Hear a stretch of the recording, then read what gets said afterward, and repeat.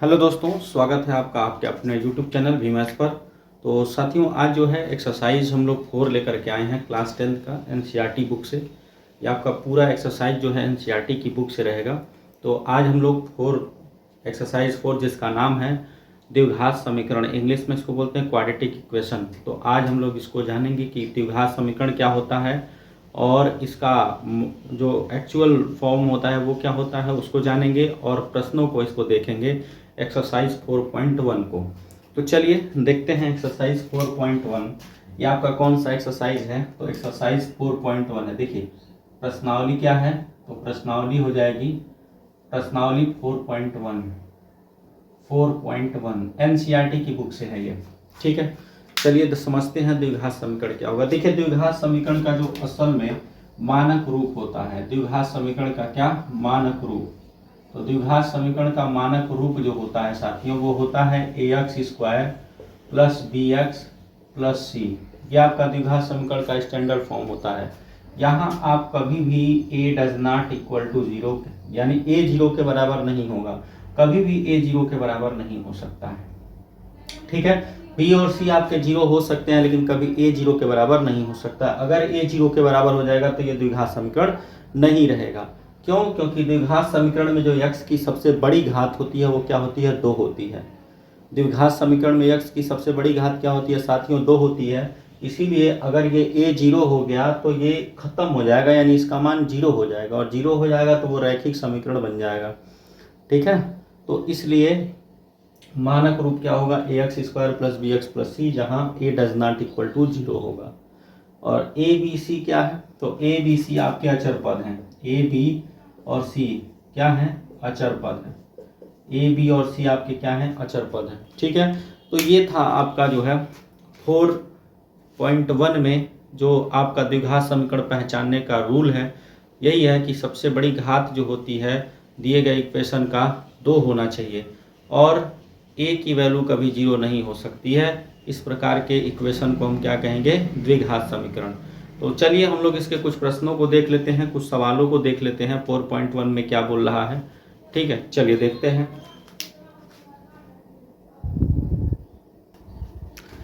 हाँ तो साथियों आ गए हम लोग क्वेश्चन नंबर 1 पर, और क्वेश्चन नंबर 1 क्या कह रहा है कि जांच कीजिए कि क्या निम्न द्विघात समीकरण है, यानी कि कौन कौन सा इसमें द्विघात समीकरण है आपको ये बताना है। द्विघात समीकरण हमने बताया जिसका घात क्या होगा, मैक्सिमम 2 होगा, वो आपका द्विघात समीकरण होगा। चलिए देखते हैं हम लोग। क्वेश्चन हमने लिखा है कुछ, पहला क्वेश्चन x+1 का होल स्क्वायर बराबर 2 गुणे x माइनस 3, इसको हल करते हैं।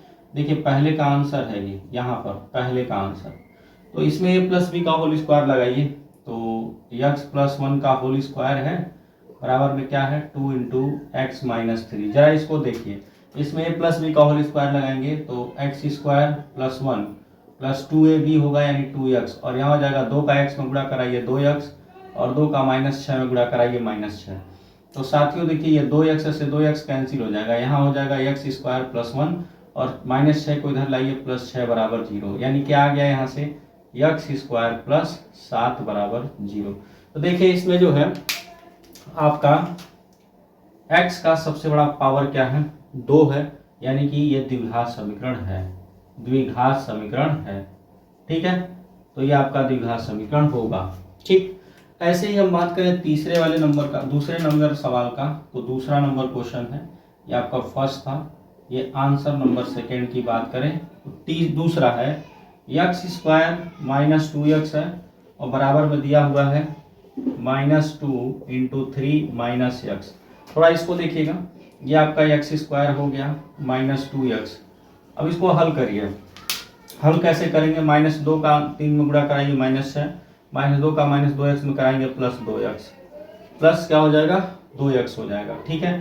तो यहाँ आपका x² माइनस 2x, इसको इधर लेके आइए -2x, और 6 को इधर लेके जाइए प्लस में 6 बराबर 0, यानी x² बराबर क्या आ गया -4x प्लस 6 बराबर 0। तो ये भी आपका द्विघात समीकरण है, ये भी क्या है द्विघात समीकरण, यानी दूसरा वाला भी आपका क्या है द्विघात समीकरण है। तो द्विघात समीकरण है, ठीक है, द्विघात है, द्विघात समीकरण है।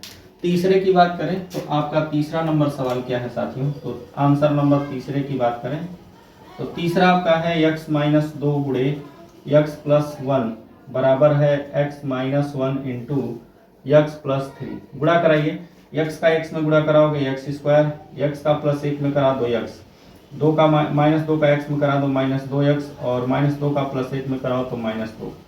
x का x में करा दोगे एक्स स्क्वायर, x का प्लस 3 में गुणा करा दो 3x, और माइनस 6 का x में करा दो माइनस x, और यह माइनस 3।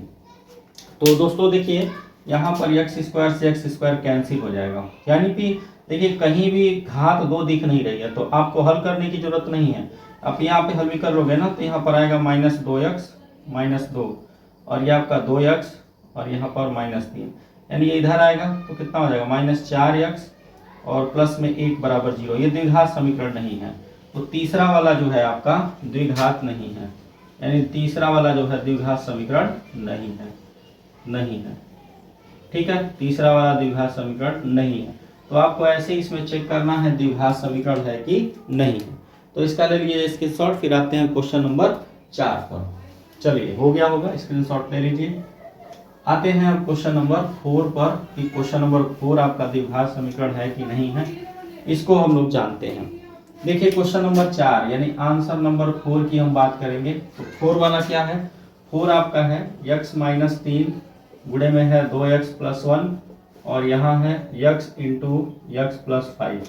तो हल करिए, x का 2x में गुणा करा दीजिए 2x स्क्वायर, x का प्लस 1 में तो प्लस x, 2 का माइनस 2 का 2x में गुणा करा दीजिए माइनस 3 का तो 6x, और माइनस 3 का प्लस 1 में माइनस 3, x का x में गुणा करा दीजिए x स्क्वायर, और x का प्लस 5 में कराएंगे तो 5x, यहाँ 2x स्क्वायर, x स्क्वायर को इधर लाइए माइनस x, इसको घटा लीजिए माइनस 5x, और यहाँ पर 5x को इधर लाइए माइनस 5x, माइनस 3 बराबर 0। फाइनली आपका क्या आ जाएगा भाई, यहाँ x स्क्वायर है, फाइनली आपका क्या हो जाएगा x square minus 10x minus 3 बराबर 0, यानी कि ये आपका द्विघात समीकरण है। तो क्वेश्चन नंबर 10 आपका क्या है, द्विघात समीकरण है, द्विघात समीकरण है क्वेश्चन नंबर 10। ठीक, सॉरी क्वेश्चन नंबर 4 जो है 10 बोल रहे हैं, क्वेश्चन नंबर 4 आपका द्विघात समीकरण है। अब आते हैं आंसर नंबर 5 पर। पांचवें का क्या है, पांचवा देखिए, पांचवा आपका द्विघात समीकरण नहीं होगा, इसमें a माइनस बी का होल स्क्वायर लगाइएगा, ये द्विघात समीकरण नहीं है, तो पांचवा नहीं है। ठीक है, पांचवा द्विघात समीकरण नहीं है। छठवां आपका क्या हो जाएगा, छठवां आपका द्विघात समीकरण होगा। तो आंसर नंबर जो 6 है वो आपका द्विघात समीकरण है, द्विघात समीकरण है। ये कैसे है आपको चेक कर लेना है। ठीक है, देखिए कैसे चेक करोगे, इसमें a प्लस बी का होल स्क्वायर लगाओगे और इसका इसमें गुणा करोगे, द्विघात समीकरण है नहीं है, ये आपका द्विघात समीकरण नहीं है। ठीक है, तो ये भी नहीं है, यानी कि छठवां भी नहीं है आपका। क्यों नहीं है, क्योंकि इसका गुणा कराओगे ना तो 2x के पावर 3 हो जाएगा, इसीलिए द्विघात समीकरण नहीं होगा। तो ये आपका सवाल था 1 से लेकर के 6 तक। आते हैं क्वेश्चन नंबर हम अगले सवालों पर, जो कि हमारा क्वेश्चन नंबर 7 होगा, उसको देखेंगे। थोड़ा इसका स्क्रीनशॉट ले लीजिए।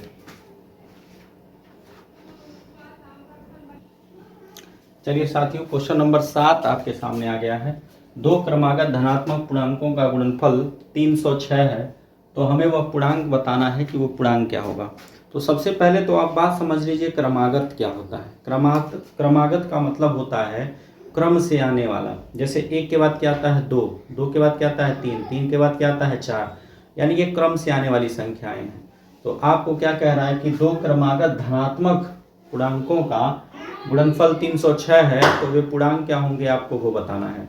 तो सबसे पहले आप मान लीजिए पहला जो है धनात्मक पूर्णांक x है, और दूसरा क्या हो जाएगा x प्लस 1 हो जाएगा। ठीक है, तो लिखेंगे क्या, देखो माना प्रथम धनात्मक पूर्णांक। तो मान लीजिए माना प्रथम धनात्मक पूर्णांक आपका x है, और द्वितीय धनात्मक पूर्णांक, तो द्वितीय धनात्मक पूर्णांक आपका हो जाएगा x प्लस 1। अब इन्हीं दोनों का गुणनफल किसके बराबर है, 306 के, यानी कि लिखेंगे प्रश्नानुसार क्या बोला जा रहा है, प्रश्नानुसार x गुणे x प्लस 1, इन्हीं दोनों का गुणनफल 306 के बराबर है। ठीक है, अब इसका गुणा कराइए तो x स्क्वायर प्लस x हो गया, इसको 306 को इधर लेके आ जाइए बराबर 0। अब इसका आप करेंगे फैक्टर, इसको द्विघात समीकरण ये बन गया आपका, आपको इसको फैक्टर करके x की वैल्यू निकालनी है। चलिए क्या हो जाएगा, इसको कैसे करेंगे, तो साथियों ये 18 और 17 में टूट जाएगा। तो इसको क्या लिखेंगे, इसको आप लिख सकते हैं यहाँ पर, देखिए x² plus 18x minus 17x minus 306 बराबर 0। इन दोनों में क्या कॉमन है, तो x कॉमन है, यहाँ हो गया आपका x प्लस 18 और इन दोनों में आपने माइनस 17 कॉमन लेना है, तो x प्लस क्या हो जाएगा 18 बराबर 0। फाइनल आपका क्या आ गया, x प्लस 18 और x माइनस 17 आ गया बराबर 0। अब बारी बारी से इन दोनों को 0 के बराबर करिए। देखिए लिखेंगे जब x प्लस 18 को 0 के बराबर करोगे तो यहाँ से x बराबर क्या आ जाएगा, माइनस 18। फिर लिखोगे पुनः जब क्या करोगे, x माइनस 17 को 0 के बराबर करोगे तो x बराबर क्या आ जाएगा, 17 आ जाएगा। ठीक है, अब लेना किसको है और किसको नहीं लेना ये समझना है आपको। देखिए ये माइनस में है तो हमसे धनात्मक बोला है, क्या बोला है, धनात्मक, तो ये आपका अमान्य हो जाएगा, इसको नहीं लेंगे, यानी कि x बराबर 17 लेंगे। तो देखो प्रथम यहाँ क्या हो गया, प्रथम क्रमागत धनात्मक पूर्णांक आपका क्या हो गया, प्रथम धनात्मक क्रमागत पूर्णांक आपका 17 हो गया, और दूसरा क्या हो जाएगा, द्वितीय क्रमागत धनात्मक पूर्णांक क्या हो जाएगा आपका, तो 17। देखिए x में 1 जोड़ना है, यानी कि 17 प्लस 1 करेंगे तो कितना हो जाएगा, 18 हो जाएगा। तो इस प्रकार से आपका ये आंसर हो गया। तो ये क्वेश्चन नंबर 7 कंप्लीट हुआ। आते हैं क्वेश्चन नंबर 8 पर, तब तक आप इसका स्क्रीनशॉट ले लीजिए।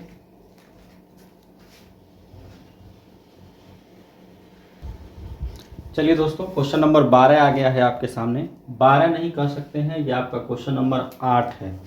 क्या है, क्वेश्चन नंबर 8। तो क्वेश्चन नंबर 8 क्या कह रहा है, इसको देखिएगा। एक आयताकार भूखंड का क्षेत्रफल 528 वर्ग मीटर है, तो क्षेत्रफल की लंबाई मीटर में चौड़ाई के 2 गुने से 1 अधिक है। तो हमें भूखंड की लंबाई और चौड़ाई बतानी है। देखिए एक आयताकार भूखंड है, बात को समझिएगा, ऐसे समझिए, एक ये आयताकार भूखंड है, ठीक है, ये इसकी लंबाई है और ये आपकी क्या है, चौड़ाई है। तो बोला है जो लंबाई है वो चौड़ाई के 2 गुने से 1 अधिक है। तो मान लीजिए अगर आप चौड़ाई x मानते हैं तो x का 2 गुना जो होगा, 2x और 1 अधिक करना है, वही लंबाई है। ठीक है, ये चीज दिया हुआ है। तो चलिए क्या क्या दिया हुआ है उसको हम मान लेते हैं। यहाँ देखो, मानेंगे कि माना, देखिए भाई, माना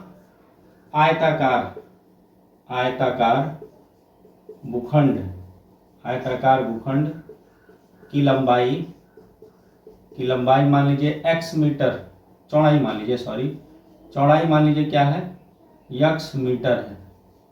ठीक है, तो लंबाई क्या हो जाएगी इसकी, लंबाई इसके 2 गुने से 1 अधिक है। 2 गुने से 1 क्या है, अधिक है।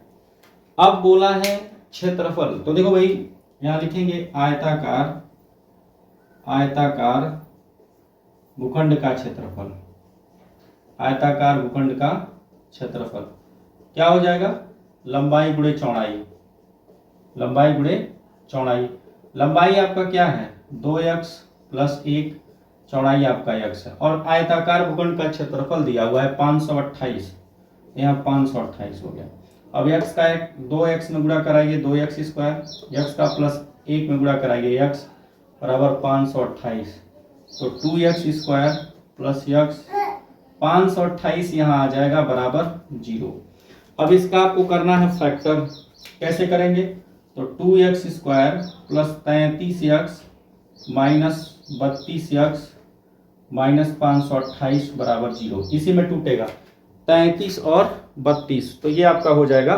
देखिए कैसे हो जाएगा, अब इसका हम करेंगे फैक्ट। देखिए भाई इसमें से क्या कॉमन लेंगे, x, यहाँ हो जाएगा 2x प्लस 33, अब इन दोनों में क्या कॉमन लेंगे, माइनस 16, क्या कॉमन लेंगे, माइनस 16, तो यहाँ हो जाएगा 2x और प्लस में हो जाएगा 33 बराबर 0। इसको हम मिटा देते हैं, ये आपका जो है इसको हम इरेज कर दे रहे हैं, तो ये चीज़ हो गया। अब यहाँ से क्या हो गया, देखो भाई, अब ये आ गया 2x प्लस 33 और एक ब्रैकेट में हो जाएगा x माइनस 16 बराबर 0। अब क्या होगा, ये इसको आप नहीं लेंगे, क्यों नहीं लेंगे, क्योंकि इसको लेंगे तो फ्रैक्शन में आ जाएगा, इसको 0 के बराबर करेंगे तो x माइनस 16 को 0 के बराबर करिए तो x बराबर क्या आ जाएगा प्लस में 16। और यही क्या है, ये हमारा चौड़ाई है, यानी देखिए चौड़ाई क्या आ गया आपका 16 मीटर। लंबाई क्या होगी, लंबाई 2 गुणे x का मान 16 है प्लस 1, 16 दूना 32 और 1 33 मीटर हो जाएगा। तो इस प्रकार से ये आपका क्या हो गया, दोनों आंसर हो गया। ठीक है, तो ये क्वेश्चन नंबर 8 हमारा कंप्लीट होता है। आप ले लीजिए इसका स्क्रीनशॉट। आते हैं क्वेश्चन नंबर 9 पर।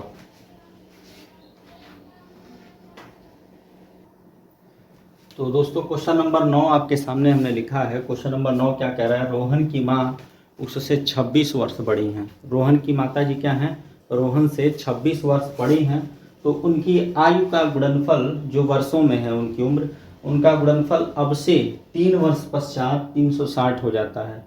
तो रोहन की वर्तमान आयु ज्ञात कीजिए। देखिए रोहन एक व्यक्ति है, एक बच्चा है, उसकी माता जी उसकी उम्र से 26 वर्ष बड़ी हैं, यानी रोहन से कितने वर्ष बड़ी हैं, 26 वर्ष।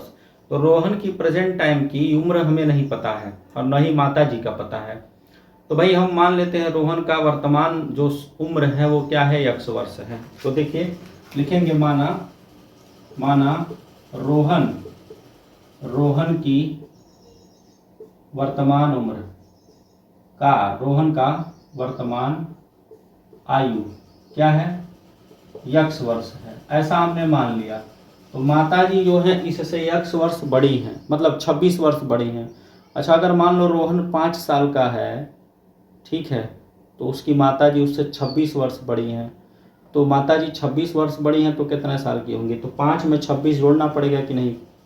ऐसे ही हमने रोहन को x वर्ष मान लिया है प्रेजेंट टाइम में। तो जब माता जी की उम्र बताएंगे तो माता जी इससे 26 साल बड़ी हैं, तो 26 इसकी उम्र में जोड़ना पड़ेगा।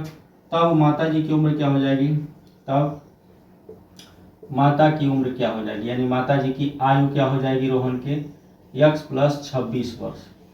यानी कि वर्तमान आयु माता जी का क्या है, x प्लस 26 वर्ष। बोल रहा है कि उनकी आयु का गुणनफल अब से 3 वर्ष पश्चात 360 हो जाता है। तो 3 वर्ष पश्चात, पहले तो हम 3 वर्ष बाद रोहन की आयु निकाल लेते हैं और 3 वर्ष बाद उसकी माता की आयु निकाल लेते हैं, क्योंकि 3 वर्ष बाद उम्र लोगों की बढ़ेगी, दोनों लोगों की। ठीक है, तो देखिए 3 वर्ष पश्चात, 3 वर्ष बाद या पश्चात दोनों एक ही बात है, बाद या पश्चात दोनों एक ही बात है। 3 वर्ष पश्चात रोहन की आयु, तो 3 वर्ष पश्चात रोहन की आयु क्या हो जाएगी। इस टाइम रोहन x वर्ष का है तो 3 वर्ष बाद क्या होगा, x प्लस 3 वर्ष का होगा, 3 वर्ष बढ़ जाएगा। ठीक है, अब 3 वर्ष पश्चात जो है, मैं माँ की आयु की बात करूँ, रोहन के माँ की आयु, तो 3 वर्ष पश्चात रोहन के माँ की आयु क्या होगी। इस टाइम उसकी मम्मी जो है x प्लस 26 वर्ष की हैं, तो 3 वर्ष बाद इनका उम्र 3 वर्ष बढ़ेगा कि नहीं बढ़ेगा, यानी कि हो जाएगा x प्लस 29 वर्ष। तो 3 वर्ष बाद वो x प्लस 29 वर्ष की हो जाती हैं। इतना होने के बाद बोल रहा है इनकी आयु का गुणनफल 360 हो जाता है। तो लिखेंगे प्रश्नानुसार क्या बोला जा रहा है कि इनकी उम्र का गुणनफल, 3 वर्ष पश्चात दोनों की उम्र का गुणनफल। तो 3 वर्ष पश्चात रोहन x प्लस 3 वर्ष का है, मम्मी x प्लस 29 वर्ष की हैं और इनका गुणनफल 360 हो जाता है। ठीक, अब इसी को हमको हल करना है। तो देखिए x का x में गुणा कर दीजिए, x स्क्वायर, x का 29 में 29x हो गया, x का 3 में कर दीजिए 3x और 3 का 29 में कर दीजिए तो 3 9 27, 3 दूना 6, 6 2 8 87, और यहाँ 360 को इधर लेके आइए, बराबर में यहाँ 0 आ गया। तो क्या हो गया, ये x स्क्वायर प्लस इसको जोड़ लीजिए तो 9 3 12 यानी 32x, और यहाँ क्या हो जाएगा, इसको घटा लीजिए। देखिए 87 माइनस 360 कर लीजिए तो कितना हो जाएगा, 273 हो गया और बराबर में 0। अब आपको इसका करना है फैक्टर। तो ये आपका बन गया है द्विघात समीकरण, इसका करना है फैक्टर। बहुत ही शानदार तरीके से आप लोगों ने पढ़ा हुआ है। ठीक है, चलिए कैसे करेंगे इसको। तो 29 देखिए इसमें किसमें टूट जाएगा, नीचे तक दिख रहा है कि नहीं, एक बार बता दीजिएगा। चलिए अभी हम कर सकते हैं नीचे तक। तो यहाँ क्या हो जाएगा, x square plus 39x minus 7x। देखिए 39 और 7 का मल्टीप्लाई आपका 273 हो जाएगा और 39 में से 7 घटाएंगे तो 32 भी आ जाएगा, और यहाँ 273 बराबर 0।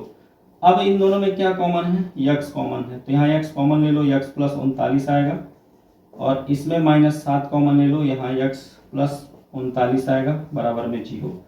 फाइनल आपका क्या आ जाएगा, यहाँ पर देखिए फाइनल आपका आ जाएगा यक्स प्लस 39 कॉमन है, तो यक्स प्लस 39, और अगले ब्रैकेट में क्या आ जाएगा, यक्स -7 बराबर में हो गया 0।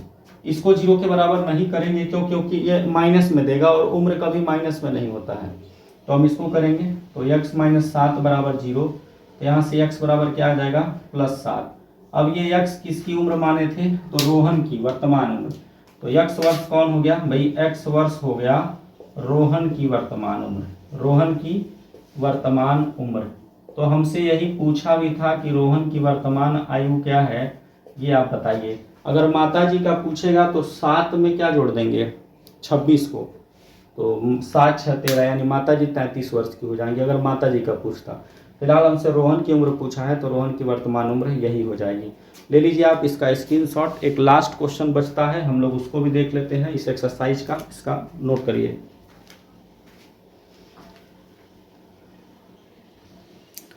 चलिए आज एक्सरसाइज 4.1 जो एनसीईआरटी के बुक से हम लोग पढ़ रहे हैं उसका लास्ट क्वेश्चन है और मोस्ट इम्पॉर्टेंट क्वेश्चन है ये आपका। क्या कह रहा है, एक रेलगाड़ी 480 किलोमीटर की दूरी समान चाल से तय करती है। यदि रेलगाड़ी की चाल 8 किलोमीटर प्रति घंटा कम हो तो उसी दूरी को तय करने में 3 घंटे अधिक लेती है। तो रेलगाड़ी की चाल ज्ञात कीजिए। देखिए एक रेलगाड़ी है जो 480 किलोमीटर की दूरी उसको तय करना है, समान चाल से तय करती है। यदि इसकी चाल जो पहले थी उतनी न रह करके 8 किलोमीटर प्रति घंटा कम कर दी जाती है तो उसी दूरी को तय करने में वो 3 घंटे अधिक समय लेती है। तो आपको क्या करना है, रेलगाड़ी की चाल बतानी है, ठीक है। तो सबसे पहले देखो भाई, अगर कोई 480 किलोमीटर की दूरी किसी समान चाल से तय करता है, मान लो मैं चाल ले लेता हूँ, मान लो 50 किलोमीटर प्रति घंटे की स्पीड से 480 किलोमीटर की दूरी को तय करना है, तो क्या 50 किलोमीटर की स्पीड से अगर वो जाएगा, जितना समय ले रहा है उतना ही समय वो 8 किलोमीटर प्रति घंटा अपनी चाल घटाने के बाद भी लेगा। यानी 42 किलोमीटर प्रति घंटे की चाल से जाएगा 480 किलोमीटर, तब भी उतना ही समय लेगा? नहीं, ज़्यादा समय लेगा। अरे भाई ज़्यादा स्पीड से जाएंगे तो जल्दी पहुँचेंगे, कम स्पीड से जाएंगे तो ज़्यादा समय लेंगे, यही बात है। तो सबसे पहले हम मान लेते हैं रेलगाड़ी की चाल, तो लिखेंगे माना हल की बात कर रहा हूँ, तो माना रेलगाड़ी की चाल, रेलगाड़ी की चाल है रेलगाड़ी की, मान लीजिए x किलोमीटर पर आवर्स, x किलोमीटर पर आवर्स, ठीक है, हमने ये मान लिया। अब देखिए कह रहा है कि 480 किलोमीटर की दूरी समान चाल से तय करती है। तो देखो भाई 480 किलोमीटर की दूरी x किलोमीटर पर आवर की चाल से तय करने में लगा समय, तय करने में लगा समय निकाल लें। तो समय बराबर क्या होता है, समय बराबर क्या होता है, दूरी बटे चाल, तो दूरी बटे चाल हो जाएगा। तो दूरी कितनी है, दूरी आपका 480 किलोमीटर है, चाल कितनी है यक्स, ये हो गया आपका घंटा, यच क्या हो गया आपका घंटा। यानी कि जब x किलोमीटर पर आवर की स्पीड से 480 किलोमीटर की दूरी को तय करेगा तो कितना समय लेगा, 480 बटे x घंटा, यच का मतलब हो जाएगा घंटा, ठीक। लेकिन कह रहा है कि वह अपनी चाल को 8 किलोमीटर प्रति घंटा घटा दे रहा है, ठीक है। तो देखिए रेलगाड़ी की चाल जब कम हो रही है, यानी कि रेलगाड़ी की चाल में कमी, जब रेलगाड़ी के चाल में 8 किलोमीटर पर आवर की कमी होगी, तो कमी होगी तो फिर चाल उसकी क्या होगी, पहले चाल x किलोमीटर पर आवर है, 8 किलोमीटर कम करना है, तो x - 8 किलोमीटर पर आवर होगा कि नहीं होगा, किलोमीटर प्रति घंटा होगा कि नहीं होगा, होगा। अब इतने चाल से 480 किलोमीटर की दूरी को तय करने में लगा समय निकाल लें। तो देखिए यहाँ लिखने क्या जा रहे हैं हम, लिखने जा रहे हैं कि 480 किलोमीटर की दूरी x minus 8 kilometre per hour की चाल से तय करने में लगा समय निकाल लेते हैं। लगा समय क्या हो जाएगा, समय बराबर दूरी बटे चाल। तो दूरी क्या हो जाएगी, दूरी आपकी सेम रहेगी, दूरी आपको 480 किलोमीटर ही चलना है, लेकिन चाल अब क्या हो जाएगी x माइनस 8, ये घंटा। यानी कि जब वो अपनी समान चाल से चल रहा था, जो पहले चाल थी, तो इतना समय ले रहा है। जब उसने चाल अपनी 8 किलोमीटर प्रति घंटा कम कर दिया तो 480 बटे x माइनस 8 घंटा ले रहा है। और ये समयों का अंतर दिया हुआ है। समय का अंतर कितना है, 3 घंटा। क्या है भाई, 3 घंटा। तो इसको हल कैसे करेंगे, देखिएगा। समयों का अंतर दिया हुआ है। अंतर कितना है, 3 घंटा। 3 घंटा अंतर है, तो यानी होगा क्या ये, तो भाई इसको देखो 480 बटे x माइनस 8 माइनस करेंगे क्योंकि अंतर लेना है। 480 बटे x बराबर 3। अब आप 480 यहाँ से कॉमन ले लो, अंदर क्या बचेगा, 1/x माइनस 8, यहाँ 1/x बराबर में 3। ठीक है, तो देखो 3 से इसको काटो, 3 एक कम 3, और ये 16 3 48 यानी 160। तो यहाँ क्या बचा, 160। इन दोनों का एलसीएम क्या हो जाएगा, x into x minus 8 divide होकर के x बचेगा, यहाँ डिवाइड होकर के माइनस x प्लस 8 हो जाएगा। ठीक है, माइनस x प्लस 8, और यहाँ पर क्या बचा है, आपका 1 बचा है। तो ये आपका हो गया 16, 160, और ये x से x कट गया, गुणे में 8, और इसका इधर गुणा करा दीजिए, तो x इंटू x माइनस 8 हो गया। तो साथियों यहाँ पर 16 बटे 128 हो गया, और ये आपका x का x में गुणा x स्क्वायर माइनस 8x, यानी यहाँ पर हो जाएगा x square minus 8x minus 1280 बराबर में 0। अब ये इसका आपको क्या करना है, फैक्टर करना है। ठीक है ना, तो इसका फैक्टर देखिए किस प्रकार से हम करेंगे। अब आपको इसका फैक्टर करना है। ठीक है, तो फैक्टर देखिए भाई क्या हो जाएगा, यहाँ माइनस है ना, तो इसको क्या करोगे फैक्टर में, x square minus 40x plus 32, 40 में से 32 घटा दो, माइनस 40 प्लस 32 माइनस 8 हो जाएगा, और इसका इसमें गुणा करोगे तो कितना हो जाएगा, 128 भी हो जाएगा, और 1280 बराबर 0।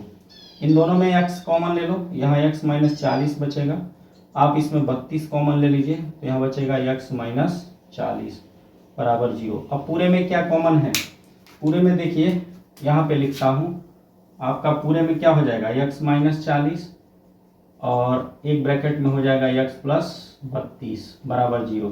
तो इसको लेंगे नहीं, इसको अगर बराबर 0 के करेंगे तो ये माइनस 32 देगा। तो चाल कभी माइनस में नहीं होता है, ऐसा थोड़ी ना हम माइनस दिशा में चलेंगे, माइनस चाल नहीं होगा।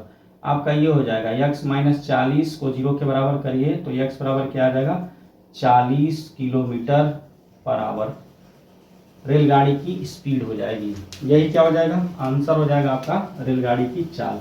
तो इस प्रकार से साथियों आज हम लोगों ने क्वेश्चन जो है 10 तक एक्सरसाइज 4.1 एनसीईआरटी की बुक से देखा, बहुत ही बेहतरीन तरीके से, बहुत ही शानदार ढंग से। तो आशा करते हैं आपको समझ में आया होगा। अगर समझ में आया है तो प्लीज़ लाइक शेयर और सब्सक्राइब जरूर कीजिएगा, और फिर हम लोग अगले ही एक्सरसाइज को जल्द ही लेकर के आने वाले हैं। तब तक के लिए धन्यवाद। मस्त रहिए, स्वस्थ रहिए।